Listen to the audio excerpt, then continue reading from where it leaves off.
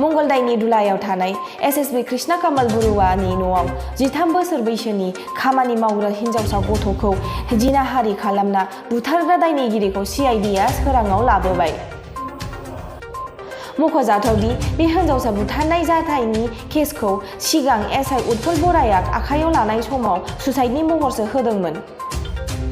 नाथाय बे जाथायनि गुबै बाथ्राया सोराङाव फैनानै मिथिबायदि उत्पल बराया 5 लाख रां लानानै बे जाथायनि गुदिखौ खोमसियाव दोनखोमानो नाजादोंमोन।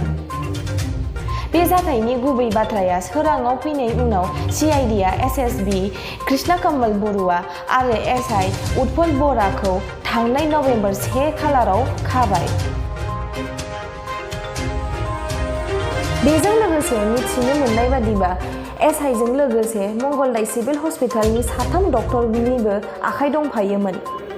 बे 3 डक्टरा नंखाय पस्टमर्टम बानायनायाव एसआईखौ मदद खालामदोंमोन। बे 3 डक्टरफोरनि मुङा जाबाय अनुपम शर्मा, अजंता बरदलै आरो अरुण देखा।